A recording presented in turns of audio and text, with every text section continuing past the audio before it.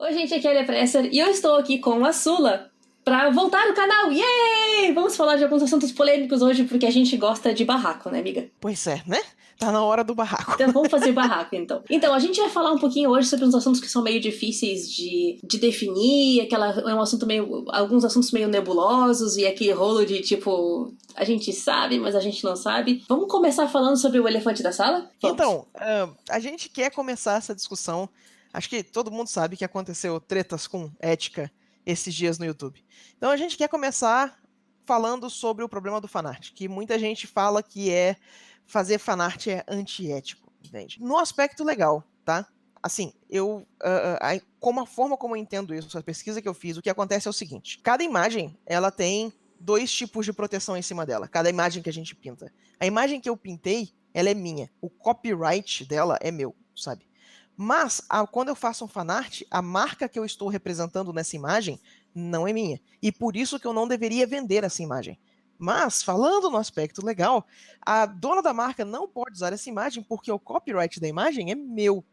Então, é por isso que fanart é um assunto tão complicado e que divide tanto a comunidade, tá? Então, você fazer um fanart não é antiético. Vender ele muitas vezes pode ser. Mas mesmo assim, isso ainda tá. Como a gente vai expandir isso no vídeo, isso também tá aberto à discussão. Certinho? Tá. Partindo desse princípio, quando que a gente começa a andar em cima da ética dos outros, né? Quando que a gente começa a dar problema? O que que eu entendi que aconteceu nessa bagunça toda? A gente vive na era de memes, né? E como que os memes proliferam? Você vai salvar o meme e você vai repostar o meme, porque ele é uma imagem legal de compartilhar. E você não se importa em quem criou aquilo. E nem a pessoa que criou aquilo se importa que aquilo seja associado com o nome dela. O pessoal que vive de meme tá fazendo isso porque é divertido e não tá fazendo isso por uma profissão, A própria tá? definição do meme, ela é muito mais de uma coisa que você joga e aquilo perde, aquilo sai do seu controle. A partir do momento que o negócio saiu do seu controle, é porque de fato virou meme. Então, assim, você Exato. não pode querer, tipo, monetizar uma parada que literalmente saiu do seu controle, né? Então, são conceitos diferentes, né? Exato. Mas aí o que que acontece? Por que a gente criou esse hábito de salvar as coisas e compartilhar?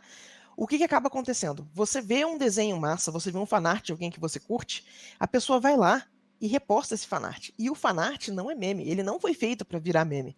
A pessoa que fez aquele fanart, muitas vezes fez esse fanart para que o nome dela seja divulgado também. Então, quando o pessoal pega e faz uma fanpage do Facebook e corta a assinatura do pessoal, isso aí está passando para dentro do território Isso é uma antiético. coisa que eu não Porque entendo, cara. Tipo, olha o esforço que dá tu cortar a assinatura da pessoa. Enfim, vamos lá. E o que acontece? Nesse momento, você está começando a realmente prejudicar a pessoa que criou aquela imagem, que criou aquele fanart. Porque ela fez aquilo como uma forma de divulgar o trabalho dela e você está exatamente tirando a divulgação dela porque não quer o nome na sua página. E aí a gente começa a entrar no território do antiético. Para gente que é produtor de conteúdo, isso vai ter ramificações ainda mais profundas, porque a gente sabe exatamente que existe uma diferença entre você se inspirar e você copiar. E aí que vai entrar o complicante da coisa toda. Quando você estiver fazendo alguma coisa que é diretamente baseado no trabalho de alguém, hoje em dia, tá? A gente trata isso como etiqueta social da internet. Mas ele é uma coisa que tá lá de mãozinha dada com a ética. Se você for pegar o conteúdo de alguém e você for refazer ele por você, ou você vai traduzir, ou você vai fazer a sua versão, ou você vai fazer o comentário, a primeira coisa que você precisa ir fazer é pedir permissão. E vocês vão ficar surpresos a quantidade de gente que vai te falar assim: não, pode usar, desde que você linke de volta para mim. Porque é isso que a gente está tentando fazer. A gente está tentando construir audiência. Se a gente não construir essa audiência, a gente não tem como montar um canal, a gente não tem como fazer uma lojinha de arte, isso não acontece. Então, essa é uma moeda de troca, de verdade. Só que se você vai lá, pega o conteúdo de alguém, fala que é seu, você, além de estar roubando o conteúdo, você está roubando a audiência da pessoa, você está prejudicando ela duplamente. E muitas vezes, se você curtiu muito o negócio que a pessoa fez, você veio aqui, fez um workshop, por exemplo, e você gostou muito da forma como aquela pessoa explicou.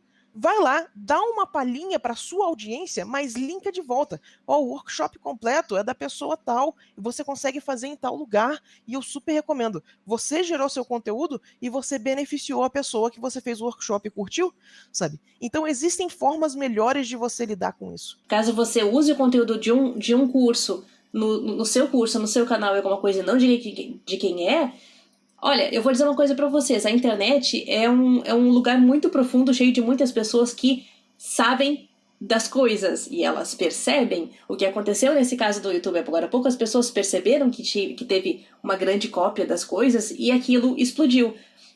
Se você estiver usando conteúdo por exemplo, de um curso, num curso que você está dando e você está ganhando dinheiro com isso, alguém vai perceber. Isso é muito da nossa postura em relação a esse tipo de coisa, sabe? Quando eu comecei a mexer com concept art, a gente discutia muito a respeito do uso de foto nas ilustrações. E essa discussão também foi...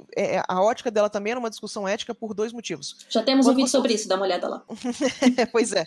Quando você usava a foto na ilustração, você podia estar usando uma foto que não era sua, isso é um problema ético, porque você não tem a propriedade intelectual daquela foto, e você pode não estar sendo honesto sobre os seus métodos, que também é uma coisa muito ruim para a construção da sua audiência.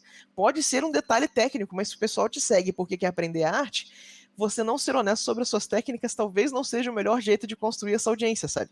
Então, o que acontece? Muita gente que trabalha com um tipo de ilustração que você tem que usar foto, por exemplo, tem um artista que eu gosto bastante chamado Noah Bradley, que ele trabalha com arte de cenário, ele é environment artist, né?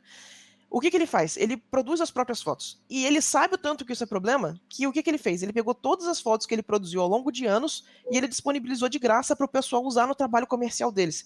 E isso é chamado de royalty free. Então ele está dando permissão para você de baixar aquelas fotos e usar. Então ele não está fazendo questão de cobrar a propriedade intelectual dele das fotos, sabe? Então é isso que a gente está buscando. Toda vez que a gente puder desatar esse nó, toda vez que você puder ir numa fonte de conteúdo, numa fonte de referência, que o pessoal te dá permissão para usar, é melhor. Se você não tiver permissão, pede. Se você não conseguir permissão, não faz a obra derivativa, faz o comentário e linka de volta pro artista que você curtiu, que todo mundo se beneficia disso. Voltando então para o assunto do fanart, só para você ter uma ideia da importância que o fanart tem pro artista em si, é que o fanart ele é uma vitrine muito forte, porque a partir do momento que o artista faz uma versão dele em cima de um personagem já conhecido, a chance dessa fanart, dessa arte, ela se espalhar com um pouco mais de vontade na internet e chegar em pessoas mais interessantes é muito maior. Eu vou dar um exemplo pra vocês. Tem uma artista chamada Babstar, que é uma das pessoas que tá com maior importância no meu mapa de referências, que alguns anos atrás ela fez um fanart incrível das Sailors, da Sailor Moon, como uma gangue de motoqueiras, que ficou muito, muito, muito, muito da hora. E aquilo se espalhou e muita gente, passou isso pra frente. E o que aconteceu? De um tempo depois, a Babs estava desenhando uma revista chamada Motor Crush, que eram de meninas e motos. Então, assim, você consegue entender a importância que foi um fanart que a Babs fez e o trabalho que ela conseguiu a partir disso? Pra gente, como artista, é muito importante fazer fanart. Às vezes nem tanto pra vender o fanart, mas pra coisa passar pra frente. Então, a partir do momento que você pega um fanart que eu fiz e você corta a minha assinatura e passa pra todo mundo, eu tô perdendo a oportunidade de trabalho.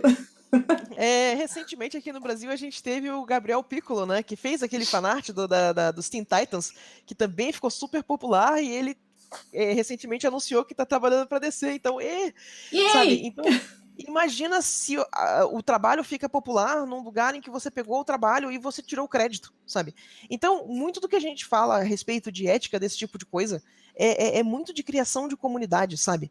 A ética é você cortar a obra do criador. As pessoas fazem isso porque elas querem o crédito. E isso hoje em dia é um tipo de moeda de troca, sabe? Ser visto tem sido importante. Então você não pode tirar essa oportunidade das pessoas. Seja porque você pegou e fez o conteúdo baseado, seja porque você repostou, seja porque você pegou e foi fazer uma ilustração sua que era baseada na ilustração de alguém e você não comentou. Então sempre, sempre dê créditos. Se você acha que vai dar problema, peça permissão antes, que resolve o problema. É só isso, é só uma questão de comunicação. Uma das coisas interessantes sobre a internet é que antigamente o acesso que você tinha de mídia, ele era muito limitado.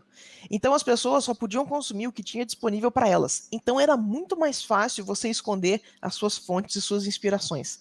Mas hoje em dia, do jeito que a internet funciona, tem muitos pares de olhos para qualquer coisa. E como os algoritmos todos estão recomendando coisas semelhantes um para os outros, pessoas que viram as suas inspirações vão ver a obra que você fez. E fica muito difícil de você esconder esse rastro.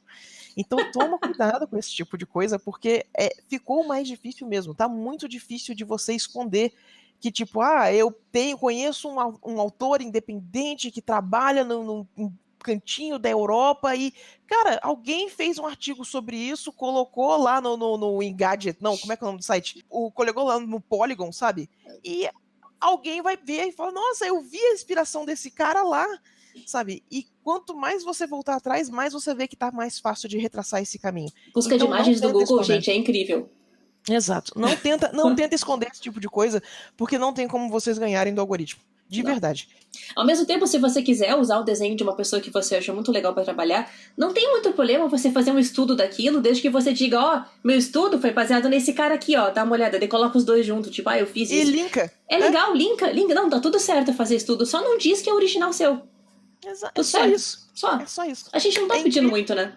Exato, é incrível como é que essa coisa da ética é muito crédito, sabe? Eu não inventei isso aqui, então eu vou falar quem inventou, pronto.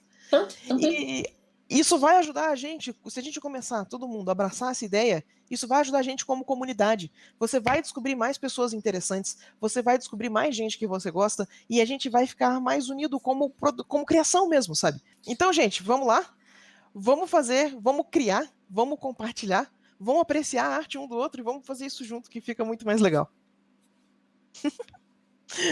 O que você acha sobre essa nossa conversa sobre ética? Se você tem algum comentário, quer aumentar um pouquinho essa discussão, deixa aqui nos comentários que a gente vai respondendo assim que der.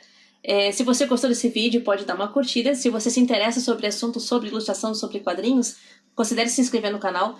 Se você quer saber um pouco mais sobre ilustração, você pode conversar com a Sula, que tem uma mentoria online sobre isso. Me segue no Twitter, eu aviso lá. Ó, eu vou deixar os links da Sula de contato todos aqui na caixa de informação do vídeo. Então era isso. Vamos ser felizes, vamos fazer direitinho que tá tudo certo. Falou aí. Valeu. Pronto, já rolou um momento bonitinho. Oh. Não tem muita coisa pra falar, é basicamente, galera, para de fazer merda, sabe? Tipo, sério. Eu não sei mais ser youtuber, amiga. Socorro. Sabe sim, calma. Vamos lá. Andar de bicicleta. Andar de bicicleta.